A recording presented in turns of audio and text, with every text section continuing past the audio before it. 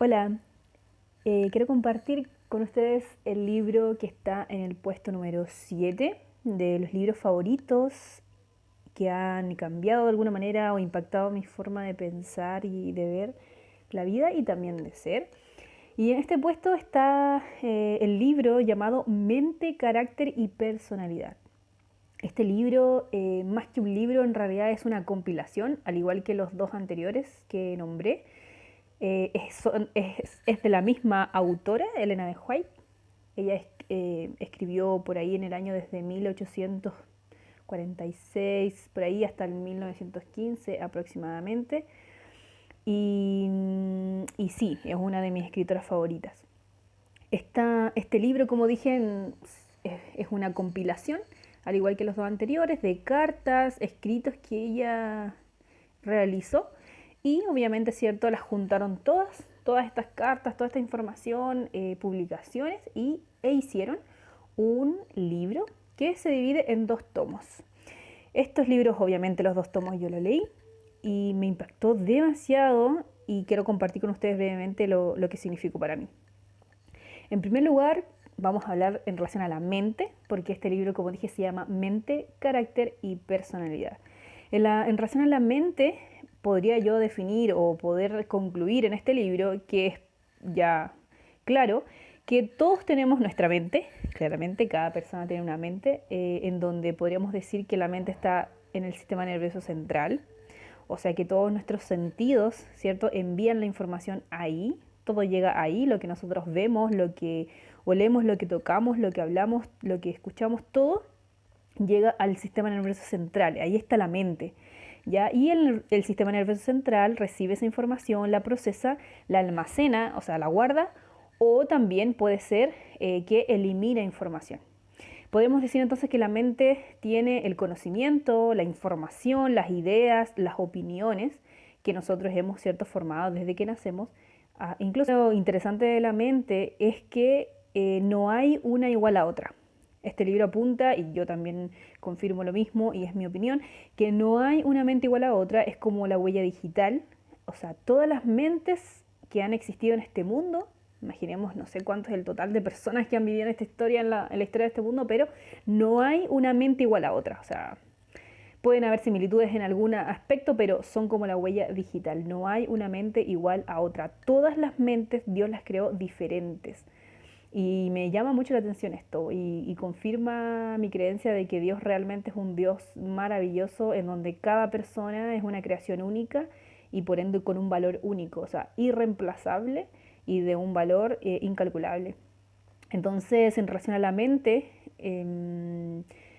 podemos decir que según lo que nosotros pensamos o lo que escuchamos, entonces nuestra mente se va también moldeando.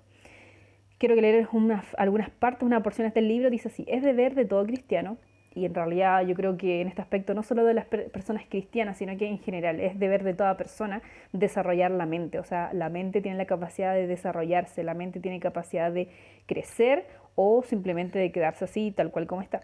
Es deber de toda persona adquirir hábitos de orden, minuciosidad y prontitud. No hay excusa para hacer lenta y chapuceramente el trabajo, cualquiera sea su clase.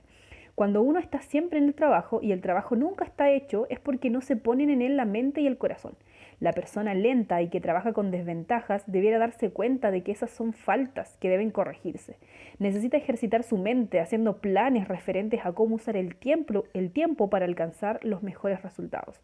Con tacto y método, algunos realizarán tanto trabajo en 5 horas como otros en 10. Algunos que se ocupan en las tareas domésticas están siempre trabajando, no porque tengan tanto que hacer, sino porque no hacen planes para ahorrar tiempo.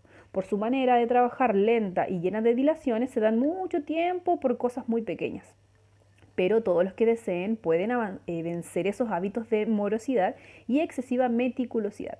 Tengan los tales un propósito definido en su obra, decidan cuánto tiempo se requiere para hacer una tarea determinada y entonces dedíquense todo esfuerzo a terminar el trabajo en ese tiempo.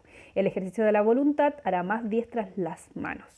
Esto entonces está escrito en un libro que se llama Palabras de vida del gran maestro, y como habla de la mente, bueno, lo agregaron en esta compilación llamada Mente, Carácter y Personalidad.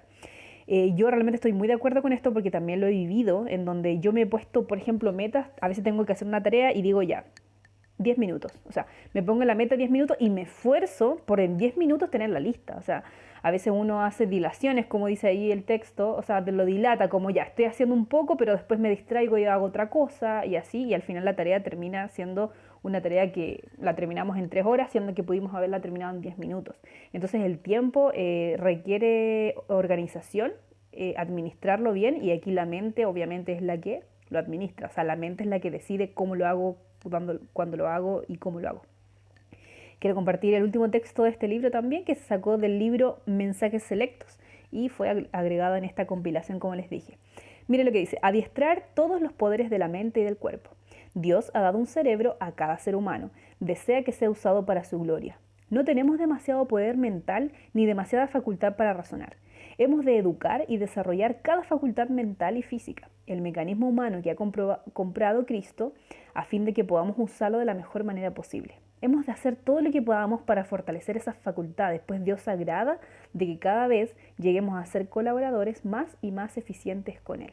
Me gusta esta parte, esta frase, porque dice que nuestra mente no tiene en este momento todo como toda la capacidad física o mental que pudiéramos desarrollar. O sea, que quiere decir que nuestra mente, como dijimos al inicio, se puede desarrollar y cada vez puede ser más y más fuerte. Entonces, de hecho, la Biblia dice que la eternidad, para los que creemos en la eternidad cuando el Señor Jesús venga, vamos a tener toda la eternidad para que nuestra mente y nuestro cuerpo se desarrolle más y más y más, y finalmente nunca va a ser, ¿cómo decirlo?, suficiente. O sea, toda la eternidad vamos a estar constante crecimiento, desarrollando nuestra mente, entonces no hay como un límite. O sea, imagínense, si eso va a pasar en la eternidad, imagínense ahora que estamos en un mundo lleno de maldad, de pecado. O sea, de verdad que se puede desarrollar la mente, solamente que, como dije, la eternidad va a ser algo superior. O sea, realmente la mente tiene un potencial muy grande. Bueno, eso en relación a la mente.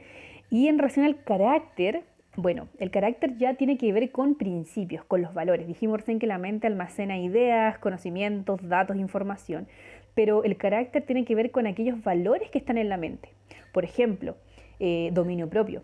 El dominio propio es la forma de negarte a ti mismo por hacer, por ejemplo, la voluntad de Dios. Un ejemplo: si hay alguien que a mí me hiere con una palabra, por ejemplo, y yo obviamente mi naturaleza es devolverle la misma palabra con odio a la persona. Pero en ese momento, si yo tuviera dominio propio y yo digo, bueno, esta persona me está haciendo daño, pero yo no puedo devolverle mal porque finalmente esa persona no sabe lo que está haciendo. Entonces lo que yo debo hacer, en vez de devolverle lo mismo, yo debo orar por esa persona, preguntarle quizás si tiene algún problema, si la puedo ayudar, en qué puedo yo servirle. Entonces ahí obviamente yo estoy aplicando un valor, un principio, que es el respeto, que es la humildad, por ejemplo, que es amar al otro antes que a mí mismo, y que obviamente es amar a Dios antes que mi propio sentimiento. Entonces, cuando yo aplico ese valor a mi vida, entonces yo estoy hablando del carácter. O sea, que tengo un carácter semejante al de Dios. Pero si mi carácter en ese momento me dice, bueno, devuélvele la piedra o lánzasela de nuevo, entonces mi carácter es un carácter que está basado en mis propios sentimientos o emociones. Eso en relación al carácter. Y también hay que decir que, según el libro, y yo creo que también es así, es que esto se hereda y también se puede cultivar. O sea, el carácter que yo tengo, si yo soy muy enojón, si yo soy muy con muchas cosas negativas o positivas, eso quiere decir que yo lo heredé de mis padres, de mis abuelos, de mis bisabuelos. El carácter se va heredando. Por eso es importante, y se dice que en el libro anterior que yo comentaba, era que los padres en el hogar, en la crianza de los hijos, deben tener mucho cuidado porque ellos tienen un bebé y ese bebé viene ya con el carácter heredado de ellos, de sus abuelos. Por ende tienen que tener mucha paciencia porque ese bebé ya nació con ese carácter heredado. Por eso es importante, y en los libros anteriores que yo nombré, no lo dije, pero ahora lo quiero decir, dice que la mamá, antes de ser madre, debería ella tratar de cultivar su carácter lo que más se pueda para que su hijo pudiera heredar un carácter lo mejor posible.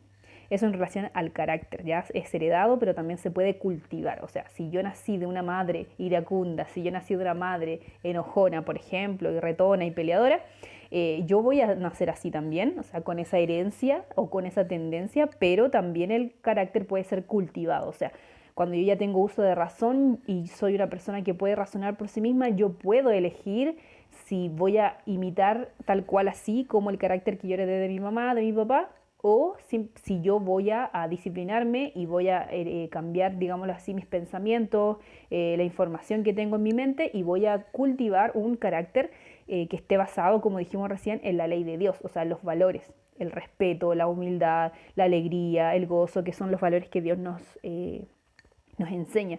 Por eso que acá es importante la mente, o sea, cada mente fue hecha libre para pensar, razonar, y no es que una mente va a repetir lo que otro le enseñó como una máquina, sino que todas las mentes son capaces de razonar y decir, bueno, esto no es correcto, y como no es correcto, yo lo voy a cambiar. Por ejemplo, si yo soy enojona, si yo soy aquí y acá, no es que yo para siempre voy a ser así porque así me lo enseñaron, no, yo puedo cambiarlo porque me doy cuenta que no es lo correcto. Y en relación a la personalidad, bueno, la personalidad entonces es la suma del carácter, pero con el temperamento. El temperamento se dicen que son 4 principales y tiene que ver como la forma de tu estilo de ser. O sea, hay personas que son más calmadas, hay personas que son mucho más, ¿cómo se dice? Eh, con más, con más capacidad de presentarse ante personas, de hablar, tienen más carisma. Hay otras que son más melancólicos, un poquito más callados, piensan más. Otros son más así acelerados. Entonces, en relación a los temperamentos se dice que son 4.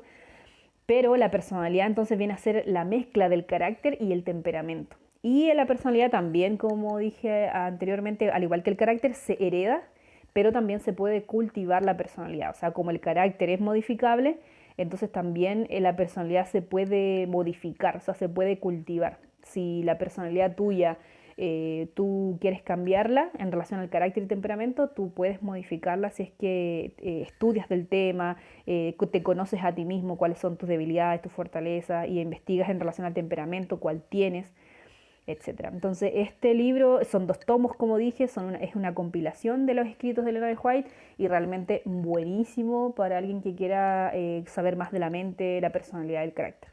Así que espero que les sirva este comentario. Saludos.